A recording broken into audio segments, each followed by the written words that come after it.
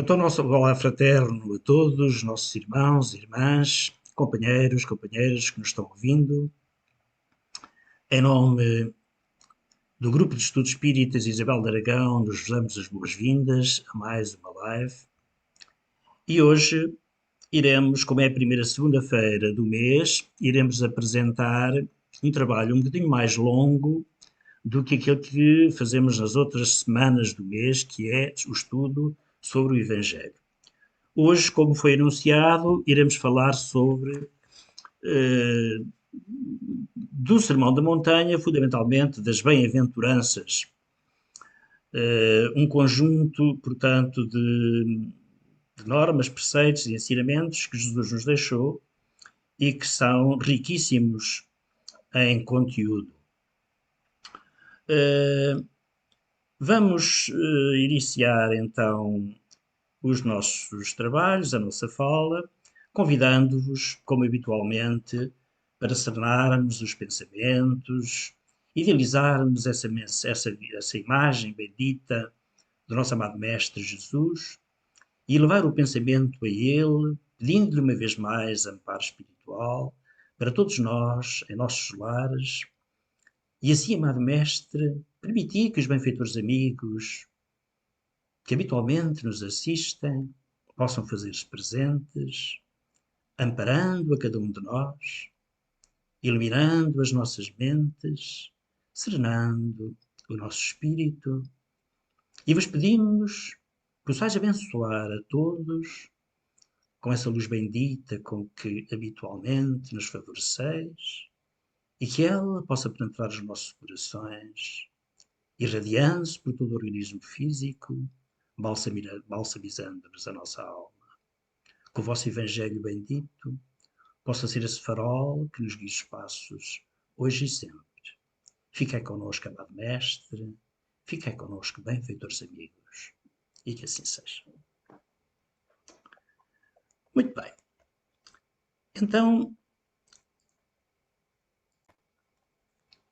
hoje vamos falar das bem-aventuranças, como dissemos, lembrando que Jesus ensinava oralmente em aramaico, que era a sua língua materna. Como Jesus nada escreveu, a sua palavra devia como que ressoar sobre os discípulos. O discípulo que tivesse recebido o ensinamento era ressoado, ou seja, era catequizado. Depois de catequizado, poderia catequizar os outros que não tinham ouvido a palavra do Mestre. Precisamos ter em conta que os apóstolos, ao registarem por escrito as palavras de Jesus, prenderam-se mais ao sentido do contexto daquilo que ele dizia do que propriamente à letra. Daí termos palavras diversas na fala de cada evangelista. Porém, o conteúdo é semelhante. As boas-aventuranças de que iremos falar são baseadas nos escritos de Mateus. Precisamos ainda, talvez, recordar que os escritos que os apóstolos nos deixaram para a posteridade foram elaborados muito tempo depois de Jesus ter sido crucificado. Pelo menos estes são os indícios que nos vão chegando. Não temos conhecimento que nenhum apóstolo tenha andado consigo com um caderninho que não existia naquela época, não é? E um lápis tomando apontamentos daquilo que Jesus ia dizendo. Só mais tarde é que, portanto, eles fizeram isso. Daí as tais diferenças. Muito bem, mas então o que são as bem-aventuranças? O que são as bem-aventuranças? É isso que nós vamos ver na nossa live de hoje. Antes de iniciar a sua vida pública, Jesus terá feito 40 dias de silêncio e meditação no deserto. E a primeira mensagem que logo no princípio dirigiu ao povo é chamado o Sermão da Montanha, que tem como preâmbulo as bem-aventuranças. Sermão da Montanha, bem-aventuranças, recordando, portanto, o que será este sermão Lembremos, antes de tudo, que ele foi proferido, logicamente, numa montanha, por isso ele chama Sermão da Montanha. E terá sido, talvez não tenha sido uma montanha muito grande, até porque lá, naquela zona, não havia montanhas muito grandes, mas terá sido numa colina do Kurum Atim, em Cafarnaum, a sudoeste do lago de Genezaré. Portanto, com vistas para esse lado.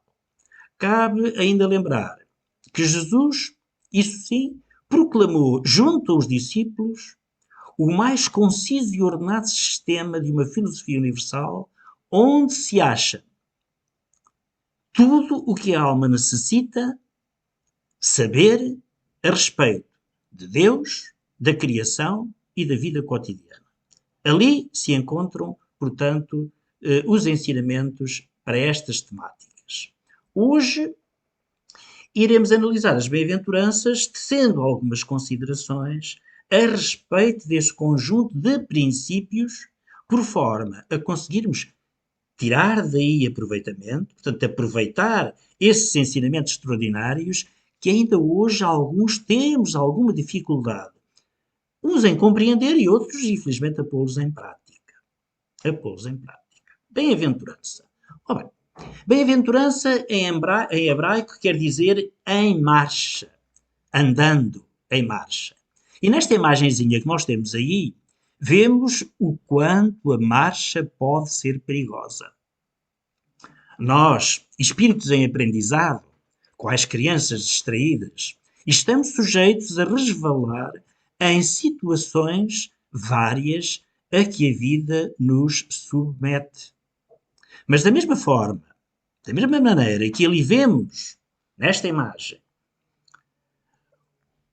um anjo guardião protegendo as criancinhas que inocentemente vão caminhando sem valorizarem os perigos da caminhada, também cada um de nós, na nossa vida cotidiana, temos o nosso guia particular, o nosso guia espiritual, que nos protege dos perigos a que habitualmente estamos submetidos e, portanto, sempre prontos a dar-nos a mão. Na filosofia grega, bem-aventurança quer dizer felicidade. Olhem para a cara de felicidade destas joias pequeninas que aqui estão.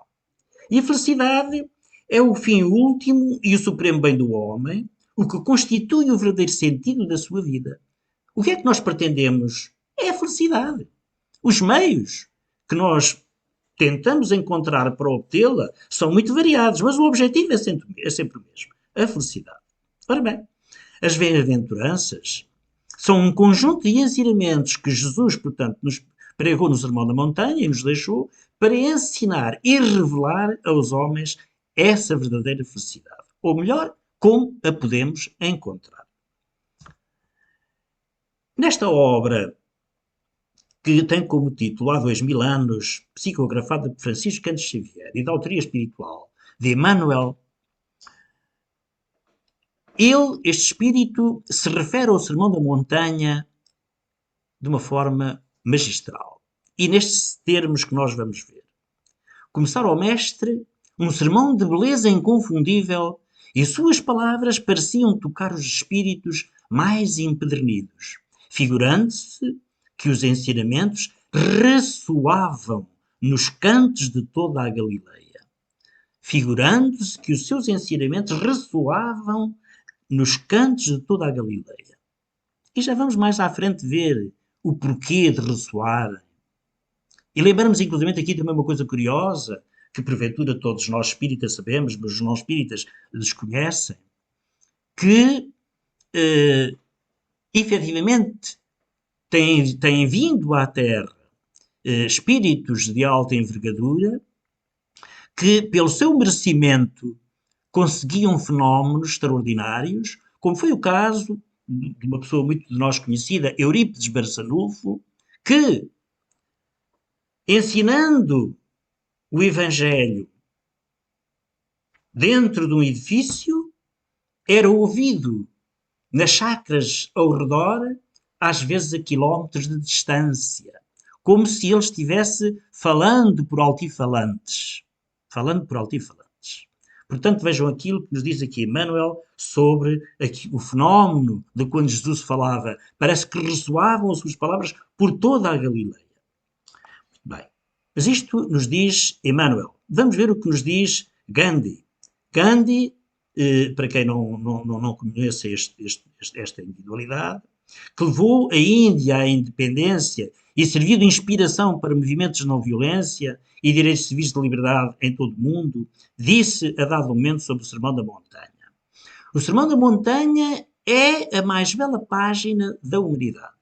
Por si só, preservaria os patrimónios espirituais humanos, ainda que se perdessem os livros sagrados de todas as religiões. Vejam bem o que nos diz este senhor. Ainda que se perdessem todos os livros sagrados, diz-nos Gandhi, que mesmo assim, se preservássemos o Sermão da Montanha e, consequentemente, as bem-aventuranças, tínhamos ali o código necessário para nós nos guiarmos em termos de moral. E ainda um outro espírito falando sobre o Sermão da Montanha, que é Joana de Ângeles. O Sermão da Montanha é a carta magna dos direitos humanos. Joana de Ângeles, para quem também não conheça, tem sido, não vamos fazer a biografia dela, porque não temos tempo para isso, mas tem sido mentora espiritual desse grande divulgador do espiritismo e palestrante, e não só, Divaldo Pereira Franco. Ela é sua mentora espiritual. E ainda um outro espírito, também referindo-se ao Sermão da Montanha, diz o seguinte: o Sermão da Montanha é a plataforma para Deus. Isto nos diz Humberto de Campos Espírito. Humberto de Campos Espírito. E acreditamos que outras grandes figuras encarnadas e também desencarnadas hão de ter sido rasgados elogios a esse discurso de Jesus. A montanha. O local. Porquê a montanha? Porquê a montanha? Vejamos. Subir ao cume de uma montanha é uma tarefa árdua, tantas vezes repleta de obstáculos e que, não raro, fazem desfalecer aqueles que procuram subi-la e que acabam por ter vontade de desistir. Mas chegados ao cume, os horizontes aí vivenciados são de tal forma deslumbrantes e compensadores que rapidamente se esquecem os arranhões que se foram ganho durante a subida. Então, a montanha tem uma simbologia muito própria. James Hillman, psicoterapeuta, nos diz: a experiência do cume é o modo de descrever a experiência do espírito. A ascensão aos picos visa encontrar o impulso do espírito à procura de si mesmo. Visa encontrar esse impulso que o espírito tem de se encontrar a si mesmo. E o Dalai Lama faz esta seguinte descrição sobre a questão da montanha e dos montes. As criaturas humanas necessitam escalar a montanha, não simplesmente porque ela se erga à sua frente, mas porque a divindade plena da alma necessita unir-se ao espírito. Necessita unir-se ao espírito. Ora, vamos. Portanto, o monte é o lugar de destaque na vida religiosa dos povos. É o lugar da solidão, da oração e da revelação. Segundo uma constante tradição bíblica, é o lugar próprio para os encontros com Deus. Porque se imagina estar num sítio mais elevado e assim mais próximo do céu. É uma ideia, como outra qualquer. Na Grécia, vemos, por exemplo, referindo-se a isso, o Monte Olímpico. Na Índia, o Monte Meru. Na China, o Monte Guanloen. Com Moisés, o Monte Sinai e as tábuas da lei. Com Jesus, o Monte das Oliveiras. E assim por diante. E assim por diante. Agora, há alguns pontos para reflexão sobre a questão que nós vamos, portanto, abordar das bem-aventuranças. Já vimos que o local foi bem escolhido e com sabedoria, a montanha, com as características, portanto, os homens de ciência ou religiosos habitualmente lhe atribuem. Sabemos, por sua vez, que Jesus foi, é e sempre será o mestre por excelência. Penso que ninguém tem dúvidas sobre isto. Até aqueles que não são cristãos, portanto, consideram, porventura, isso. Como ninguém, ele, Jesus, sabia como chegar ao coração de cada um. Porque nos conhecia no íntimo muito melhor do que qualquer um de nós se conhece a si próprio. E não eram só, portanto, dos seus ensinos, aquelas parábolas maravilhosas que ele nos deixou, tão conhecidas, e que ficaram precisamente, e que foram ditas na altura e ainda hoje, para que ele, através delas, conseguisse fazer melhor entendido, mais bem entendido pelas multidões que o ouviam. No livro Memórias de um Suicida, que muitos conhecem, e os que não conhecem eu recomendo que passem a conhecer, procurando encontrá-lo e ler, da autoria espiritual de Camilo Castelo Branco, psicografado por Ivone Amaral Pereira, Camilo faz uma revelação muito interessante, entre outras, mas esta é uma revelação muito interessante. Na Colónia Maria de Nazaré, onde ele estava, portanto, a ser atendido, havia vários mentores espirituais, e dentre esses mentores espirituais havia um que se apresentava sempre como um adolescente com o corpo fisionómico, não de um homem maduro, mas de um adolescente. Esse mentor espiritual, de grande sabedoria, se chamava Aníbal. E esse Aníbal tinha sido uma daquelas criancinhas que no episódio bem conhecido em que Jesus disse aos seus apóstolos, deixai vir as minhas criancinhas, uma dessas criancinhas era este Aníbal, que, tendo-se feito homem, ainda em vida enquanto homem contemporâneo de Jesus, se dedicou ao amparo e orientação de crianças. E, nas suas reencarnações seguintes, praticamente em todas elas, ele sempre saiu exitoso nesse empenho de procurar ajudar e auxiliar as crianças. Ele se dedicou, portanto, a elas com todo o coração. E este Aníbal revelou a Camilo e àqueles que com ele, portanto, estavam, digamos assim, em estudo e em preparação na Colónia Maria de Nazaré, que Jesus, quando falava às multidões, criava com a sua mente poderosíssima imagens como que de telas vivas, imagens como nós atualmente já vemos aí nos filmes de ficção científica aparecerem na nossa frente, sem ser necessário sequer uma televisão. Então ele criava essas imagens com a particularidade de que, para cada mente, de acordo com a capacidade de recepção e de entendimento, ele criava imagens de acordo com a capacidade de recepção dessas pessoas. Então vejam, se até Eurípides Barçanufo, pelo merecimento que tinha, se conseguia ouvir a quilómetros de distância Jesus, que é Jesus, com os poderes inimagináveis que nós desconhecemos, o que seria ele capaz de fazer? Melhor, eu poria as coisas desta maneira. O que nós desconhecemos daquilo que Jesus fez enquanto andou na Terra? Muito bem.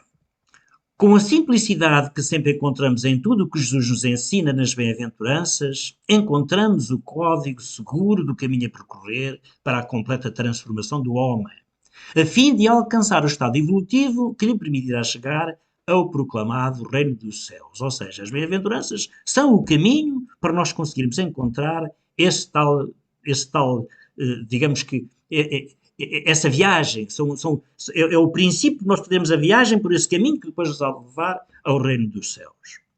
Infelizmente, e porém, quase 2000 anos depois, muitos de nós, pois é, estamos praticamente na mesma. E isto porquê? Quem eram as pessoas que ouviram Jesus na montanha? Pois é, eram os apóstolos, é verdade. Mas eram os apóstolos e também uma diversidade de muitos seguidores que ansiavam ouvi-lo.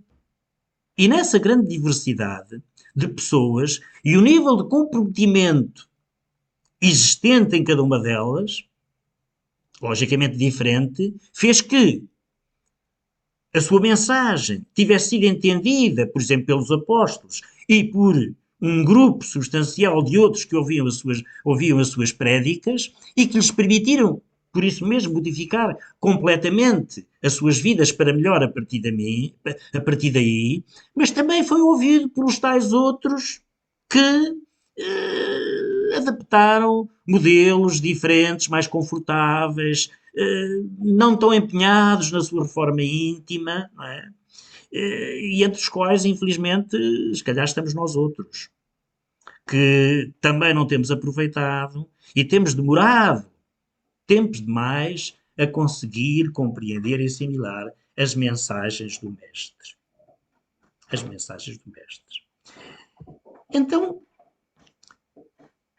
esta questão de não ser assimilado, o Sermão da Montanha, acontece porque ele representa o mais violento contraste entre os padrões do homem profano e o ideal do homem iniciado.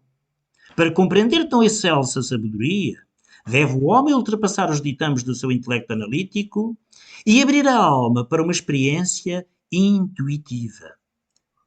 É que, nas bem-aventuranças, o Mestre proclama felizes, precisamente, aqueles que o mundo considera infelizes. Os pobres, os puros, os mansos, os sofredores, os perseguidos, etc. Esta distinção entre felicidade e gozo, entre infelicidade e sofrimento que encontramos em todo o Evangelho do Cristo, só podem ser compreendidas por aqueles que despertaram para a realidade do seu eu espiritual. O homem profano acha absurdo amar os que nos odeiam, fazer bem aos nossos inimigos, ceder a túnica a quem nos roubou a capa, sofrer mais uma injustiça em vez de revidar a que já recebeu. E da perspectiva do homem mental, do homem materialista, essa é uma perspectiva que parece correta. Mas será que é? Será que é correta? A mensagem do Mestre é um convite para o homem se transmentalizar e entrar numa nova dimensão de consciência inédita e inaudita, porém grandiosa. Porém grandiosa. E para preludiar o advento do reino de Deus sobre a face da terra, é necessário que cada homem realize dentro de si esse reino. É indispensável que o homem passe a viver desapegado das coisas supérfluas e se sirva somente das coisas necessárias para uma vida decentemente humana, sem exageros, sem os abusos que infelizmente alguns de nós ainda cometem. Luxo e luxúria tornam impossível uma vida em harmonia com o Espírito do Cristo e do seu Evangelho. Não são consentâneas uma com a outra. O homem que queira ser cristão necessita viver uma vida 100% sincera consigo próprio e não se iludir com paliativos e camuflagens que lhe encubram a verdade sobre si mesmo. Que lhe encubram a verdade sobre si mesmo. Necessita conhecer-se e, conhecendo-se, realizar a reforma integral do seu ego. Mas como fazê-lo? Como fazer isso? Como é que nós vamos conseguir essa reforma do nosso ego? Primeiro temos que nos conhecer, não é? Temos que nos conhecer. Então adotemos o conselho de Santo Agostinho quando ele nos recomenda fazer o que ele fazia, que é no final de cada dia fazer uma análise àquilo que nos tinha acontecido e no dia seguinte, em circunstâncias semelhantes, tentar fazer um pouquinho melhor, porque todos erramos, todos fazemos asneiras. Se nós procurarmos fazer isso com regularidade, aí vamos aprender a conhecer os nossos defeitos e vamos nos melhorar. E vamos nos melhorar. Muito bem. Agora vamos aqui falar alguns conceitos sobre as bem-aventuranças. Cada bem-aventurança pode ser dividida em duas partes, uma condição e um resultado, nos quais estão implícitos alguns conceitos. No geral, as bem-aventuranças apresentam um novo conjunto de ideais com foco no amor e humildade ecoando ensinamentos de espiritualidade e compaixão. Um exemplo. Bem-aventurados os que choram. É uma condição. Bem-aventurados os que choram é uma condição. Pois serão consolados. É o resultado. Portanto, uma condição e um resultado. Em quase todas as frases encontramos, portanto, semelhanças com aquilo que, por sua vez, encontramos no Velho Testamento. Mas o sermão de Jesus as eleva à condição de um novo ensinamento. O primeiro conceito é sempre um conceito de justiça, mas não um conceito de justiça ligado à ideia de punição, de vingança, mas antes de harmonização. Realmente o nosso conceito de justiça carece ser refletido. Quando pensamos em justiça, será que pensamos todos na mesma coisa? Estamos pensando no mesmo? Meditando bem, a nossa realidade em relação à justiça, Emmanuel, de que já falámos atrás, no livro Pensamento e Vida, quando fala nos hábitos infelizes que nos levam a desvirtuar a justiça, refere que Jesus veio mudar visceralmente o cenário do mundo e os hábitos milenares que tínhamos. Recordemos então um pouquinho do que nos diz Emmanuel. Até agora no mundo, a nossa justiça cheira a vingança e o nosso amor sabe a egoísmo, pelo reflexo continuado de nossas atitudes refletidas nos milénios que nos precedem hoje. Sabe a egoísmo precisamente por estas atitudes que são viciosas, que se prolongam pelo tempo demasiado. Por tempo demasiado. A justiça das bem-aventuranças será harmonizar-se com o que é bom, harmonizar-se com o bem. Ou seja, é a justiça no conceito de harmonização entre os seres e a lei divina do amor, como vimos já um pouquinho atrás. Outro conceito implícito nas bem-aventuranças é a ideia de aflição, chorar. E esse sentimento, que é vivido por aqueles que se afligem, que têm dores, que sentem frustrações, pode e deve ser entendido como o sentimento de alguém que está a passar por ajustamentos decorrentes da lei de causa e efeito. Está a passar por ajustamentos, com vistas à harmonização com o que está certo, com vistas à harmonização com o bem. E este é que é o grande problema. Existem um conjunto de irmãos nossos empenhados em locupletar-se com os bens do alheio? Existem. A justiça terrena não os consegue apanhar? Se calhar não. Mas a justiça divina apanha. A lei de causa e efeito não falha. E, portanto, há de chegar um momento em que esses irmãos vão chorar. E nesse momento em que chorarem, já é bom, porque já estão no bom caminho. Tenho dores e por isso choro. Mas sei que através destas dores estou resgatando o mal que fiz à sociedade. Estou colhendo os frutos da sementeira descuidosa de outrora. Mas também sei que a seguir, após essas dores, ficarei quito e aliviado do peso das dívidas. Vejam bem os conceitos. Não é? Ainda um outro conceito encontrado nas bem-aventuranças está associado à ideia da pessoa que está destinada a ser feliz, que sendo merecedora de graças divinas, se encaminha para o ajustamento dos seus débitos, promovendo em sua alma a harmonização com a lei divina do amor, que é a base do Evangelho.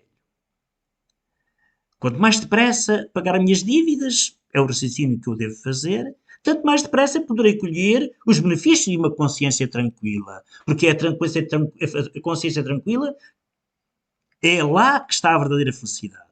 A nossa consciência tranquila é a nossa felicidade. Alguns de nós, pese embora o esforço que fazemos no sentido de sermos puros e fiéis a doutrinas que abraçamos, ainda não entendemos o verdadeiro sentido do Evangelho. Qual a sua finalidade última? Qual a sua finalidade fundamental? Acreditamos que já entendemos ser ele o caminho para Deus, mas na ânsia de sermos fiéis a certos formalismos, e isto é um alerta para os formalismos que existem praticamente em todas as religiões, e no Espiritismo também existem, quais sejam a questão da pureza doutrinária de alguns conceitos, acabamos por criar situações de desamor, situações antifraternas, que não raro nos distanciam da verdadeira razão de ser do Evangelho. Em todos os tempos, bem o sabemos, as diferentes interpretações das Escrituras levaram a discórdias e a guerras. Entretanto, se analisarmos, todos julgam estar defendendo o que é mais agradável a Deus. Enquanto espíritas, precisamos proceder diferente. Enquanto espíritas, precisamos, antes de tudo, ser cristãos. E como cristãos, jamais poderemos ser antifraternos, seja por questões forem, mesmo sendo por questões doutrinárias. Muito bem. Então, as bem-aventuranças representam o programa da mística divina e da ética humana, visando a total autorrealização do homem. Vamos então lembrar e analisar as bem-aventuranças. E Jesus, vendo a multidão, subiu ao monte e, depois de ter sentado, aproximaram-se dele os seus discípulos. E, tomando a palavra, os ensinava, dizendo: Bem-aventurados os pobres em espírito, porque deles é o reino dos céus. E eu gostaria de, antes de mais, alertar que por vezes encontramos estas palavras, ou melhor, encontramos estas mesmas bem-aventuranças com palavras um pouquinho diferentes. O que interessa é o sentido. A maneira como elas nos aparecem não importa. Como elas vão aparecer aqui hoje podem ser diferentes de outras que estão noutros lados. Não nos preocupemos com isso. Olhemos para o conceito. O conceito é o mesmo, isso é que é válido. Pobres, segundo o Espírito, são os humildes, os simples de coração que, aspirando à perfeição e comparando o pequeno grau de adiantamento a que chegaram, em comparação com o ideal a ser atingido, reconhecem o quanto ainda são carentes de progresso espiritual. Tendo a noção de suas fraquezas e mazelas, lutam por aquilo que sentem ser o ideal, mas nunca à custa dos seus semelhantes, já que veem como inimigo não os outros, mas apenas a si próprio. O meu principal inimigo sou eu. Eu é que preciso vencer a mim próprio. Os outros, não me preocupo com isso. Aquilo que se eleva será rebaixado, nos alertou Jesus, enfatizando o valor da humildade na senda do progresso espiritual. Reparem bem, sendo a primeira bem-aventurança, com ela Jesus situou assim a humildade espiritual em primeiro lugar. Vejam bem, de todas as virtudes, a humildade espiritual é aquele de Jesus dá maior realce. Isto entre as virtudes que precisamos adquirir para merecermos a glória das almas redimidas. Vamos à seguinte. Bem-aventurados os mansos, porque eles herdarão a terra. A paz começa em nós e por nós, nos diz Emmanuel. A vontade de Deus é que nós façamos da brandura um guia para os nossos atos. Jesus faz da brandura, da moderação, da mansuetude, da afabilidade e da paciência uma lei. Uma lei. Não devemos assumir atitudes de crítica ou comportamento voltado para o julgamento dos outros. O Evangelho é para ser aplicado a nós mesmos, não aos outros. É aquilo que dizíamos há pouco. Eu tenho que preocupar é comigo. Os outros têm que se preocupar com si próprios. Ou preocupar-me com os outros que seja de ajuda e nunca de querer redivar, seja do que for. Ligados que estamos a este planeta, havemos de aqui regressar ainda muitas vezes. Então repare, quando a Terra estiver transformada em planeta de regeneração, pelo amor, todos os que contribuíram para essa modificação serão recompensados, pois colherão os bons frutos da sementeira que fizeram. Então, se nós formos mansos, pacíficos, vamos ter benefícios no futuro, porque aqui teremos que vir muitas vezes. Outra bem-aventurança. Bem-aventurados os que têm fome e sede de justiça, pois serão saciados. os que se acham injustiçados, os que padecem em consequência das desigualdades entre os homens, os que veem seus direitos desrespeitados sem ter quem lhes ouça as reclamações, são bem-aventurados porque já despertaram para a necessidade das medidas justas no trato entre os homens. Neste momento, alguns de nós encontramos em total desespero, sentimos abandonados, perdemos a fé, ou se calhar nunca a tivemos. Outros sentimos que existirá um mundo melhor, além daquele que conhecemos, mas não conseguimos chegar a ele. Permanecemos aqui presos a valores ilusórios e por isso sofremos. Mas devido a esse sofrimento, somos, por sua vez, impelidos a buscar o entendimento e a consolação. E essa consolação, está em todo lado. Nos dizia Jesus, busca e acharás. Busca e acharás. Bem-aventurados os que choram, pois serão consolados. Chorar é ter saúde espiritual. Quando sou choro, claro, é aquele que evoca uma nova atitude diante de erros cometidos. Chorar de arrependimento. É aquele que evoca uma atitude diante de erros cometidos. É a aceitação do erro e a aceitação da sua correção. Assim, o choro e o sofrimento são consequências dos transviamentos das leis que regem a evolução humana. Se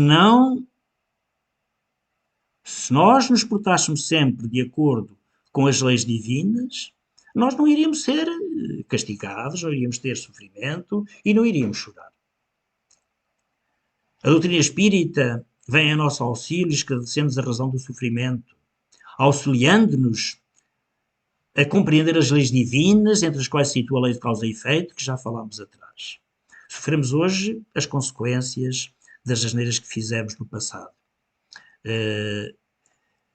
Rebelar-nos contra o sofrimento é o mesmo que desacreditar nessas leis. E elas são leis de Deus. Não podemos, portanto, desacreditar nas leis que Deus fez. Se eu sofrer com resignação, isto é sinónimo de que estou a aceitar e, consequentemente, estou aceitando não apenas que fiz erros, mas aceitando as leis divinas. Nós bem sabemos, os remédios às vezes são amargos, não gostamos deles.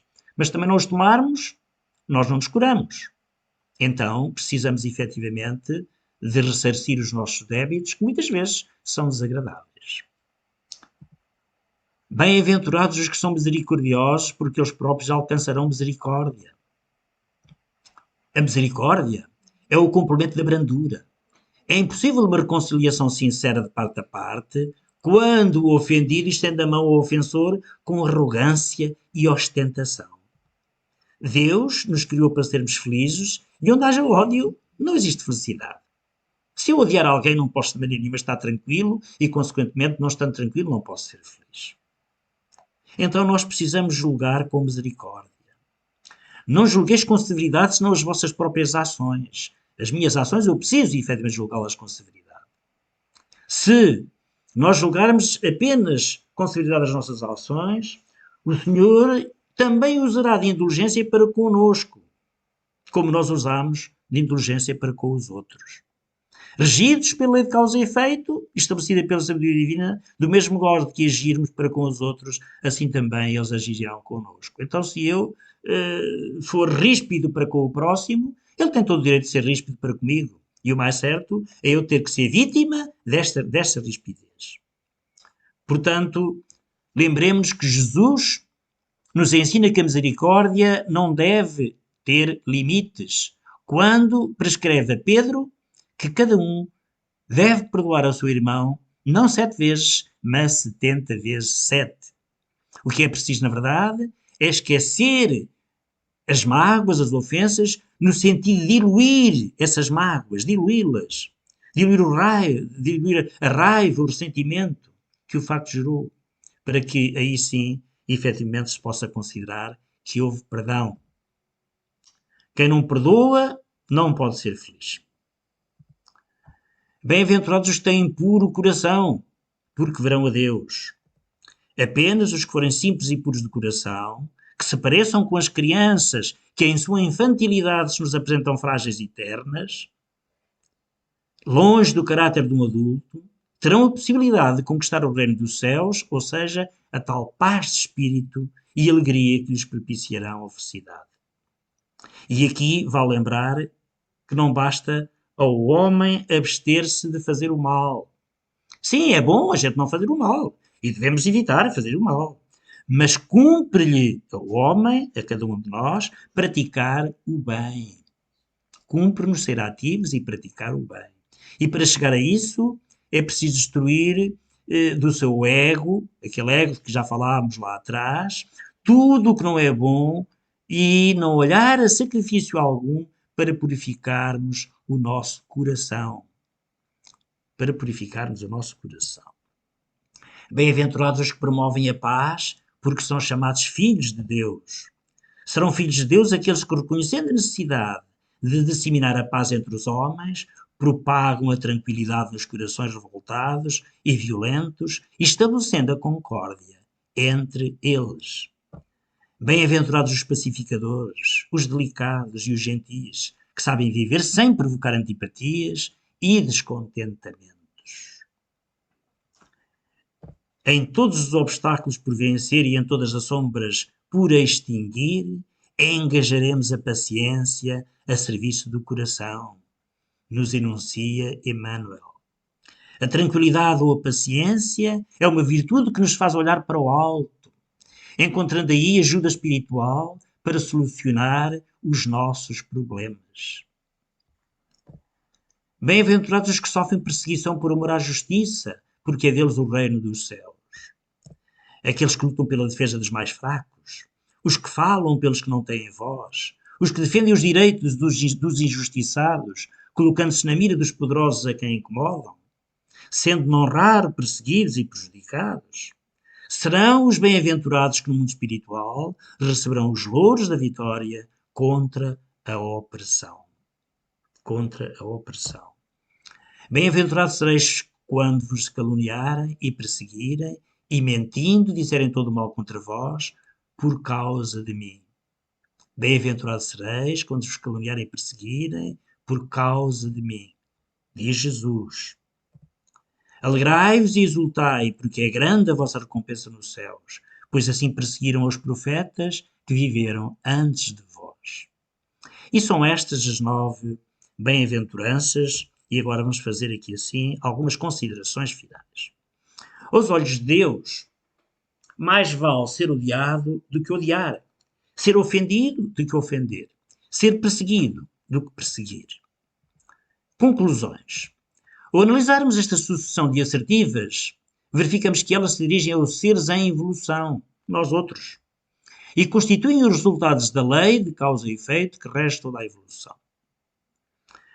Perceber o sofrimento dos seres é concluir que aquilo que chamamos mal não passa do complemento daquilo que chamamos bem. E qual é a postura da doutrina espírita perante o sofrimento? É o espiritismo a doutrina que faz elogios à dor? Nós, enquanto espíritas, elogiamos a dor? Aceitamos de mão beijada a dor e até nos prejudicamos para nos sentirmos felizes? Não. O correto é entender que o espiritismo, alinhado com o pensamento de Jesus, tem como proposta fazer da dor e das dificuldades um desafio para aprendermos, para amadurecermos, para avançarmos um pouquinho mais. A doutrina espírita nos estimula a aceitar a dor, mas não nos estimula a ficarmos paralisados nela. Ao contrário, nos ensina a seguirmos em frente a partir dela. Na sua evolução, o trabalho que o homem tem de realizar é prosseguir etapa a etapa na transformação do seu ego, desenraizando de todos os conceitos e preceitos estabelecidos que incorporam o egoísmo, o ódio, a violência, o desamor, a inveja, o poder dominador sobre os outros que ainda, infelizmente, tantos de nós ainda temos, derrotando o desejo das coisas materiais através do desapego das coisas finitas e de tudo o que é surgido da matéria, que tomou como coisas suas, mas que não lhe pertencem. A matéria Está aí para nós usarmos. Mas ela não é nossa. Aí dizemos, não, a casa que eu vivo é minha, o carro é meu. Por quanto tempo? Por quanto tempo?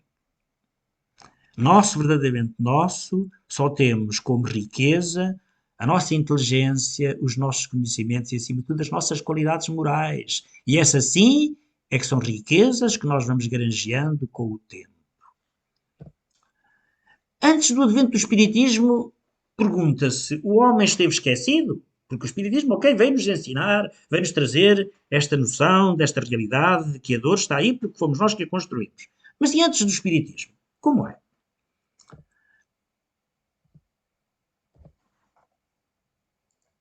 O homem não pode negar que lhe tem sido ministrado ao longo de muitos séculos todo um conhecimento espiritual que sempre tem como base os mesmos princípios, que apenas diferem dos conceitos e interpretações de diversos povos e estudiosos e que, de uma forma geral, contêm palavras expressivas diferentes, mas que, na sua essência, nos estão informando do mesmo assunto.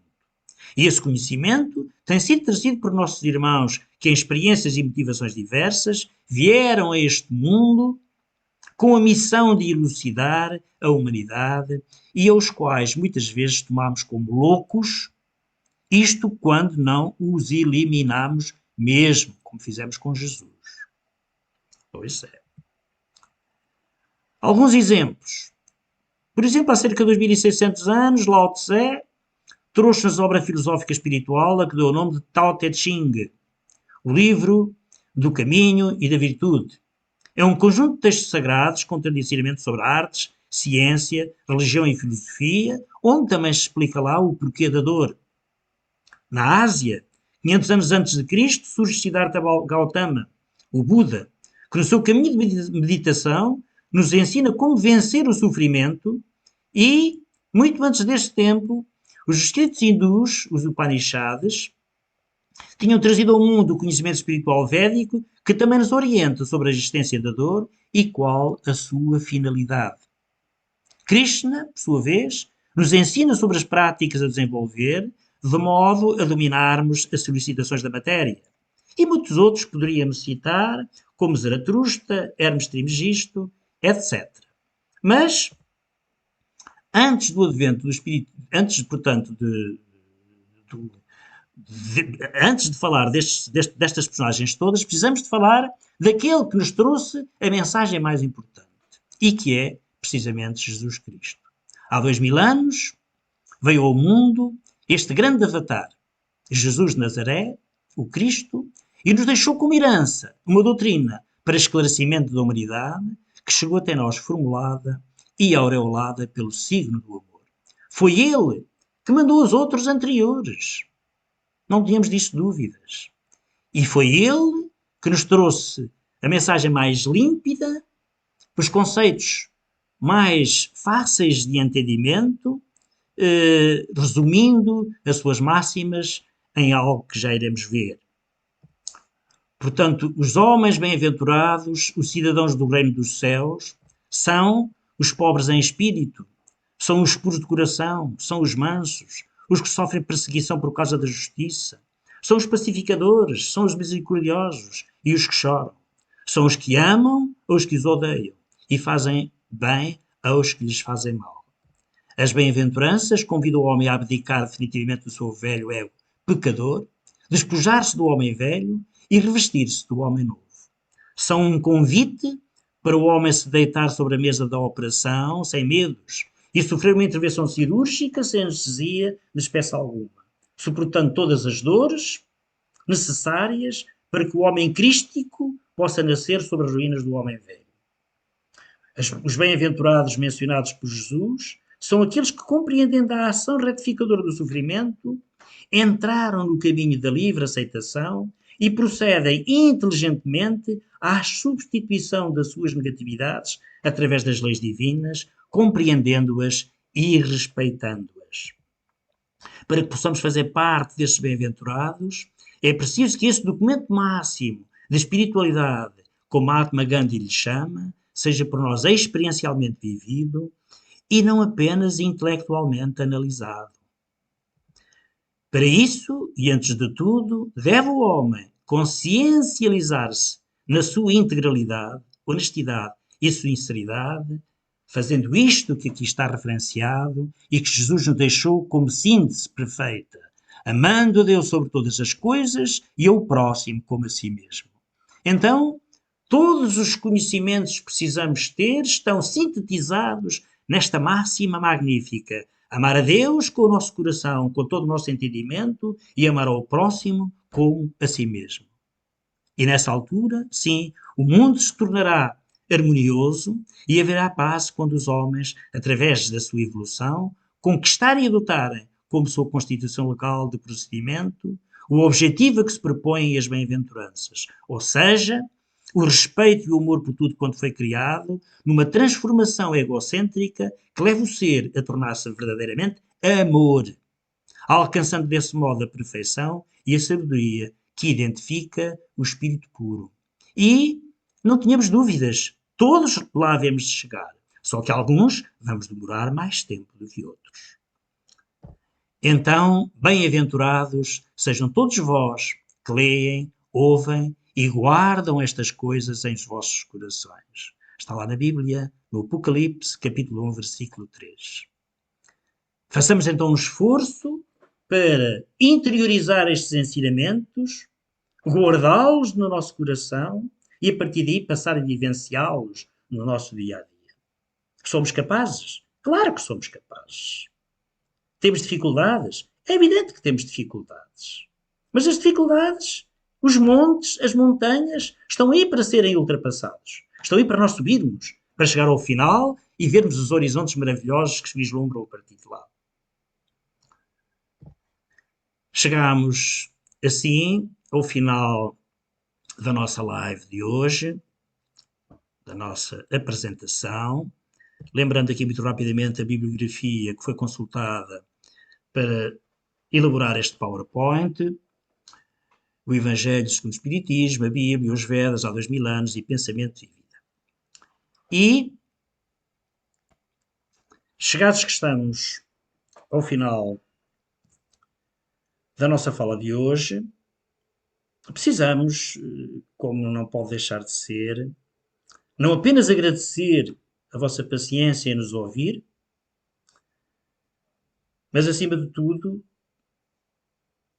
essa coragem que têm de enfrentar a vós próprios, sabendo que não é fácil vencermos as nossas tendências, não é fácil desapegarmos-nos de vícios que vêm do passado, mas que, como dissemos, está ao nosso alcance fazê-lo. Então, o chamamento é este: é compreendermos que somos falíveis, compreendemos que somos seres em evolução, não somos seres evoluídos, mas somos seres em evolução. E que um dia, após múltiplas reencarnações de aprendizado, devemos sim de chegar a espíritos puros. E porquê é que isso vai acontecer? Porque, como vimos logo no princípio, todos nós na nossa caminhada temos os nossos anjos guardiões que nos assistem e que, quando endereçamos os nossos passos para o bem, eles estão presentes a empurrar-nos, a segurar-nos, a intuir-nos, a ajudar-nos a vencer a nós próprios. Deus nos ajuda de todas as maneiras. Deus, sem nos apercebermos, vai criando condições para nós conseguirmos esse desiderato.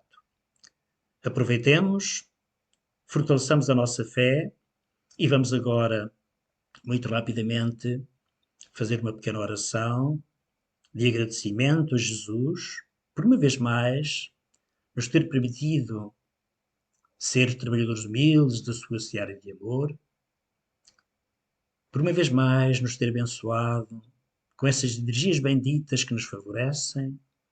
E nesta hora vos pedimos, amado Mestre, possais permitir os benfeitores amigos que se situam junto a nós em nossos lares, possam aliviar as nossas dores, possam balsamizar-nos a nossa alma, possam abençoar as nossas águas, porque ao bê-las elas transformem o remédio salutar ao nosso corpo e ao nosso espírito, e possam continuar a fazer-nos companhia na nossa evolução espiritual.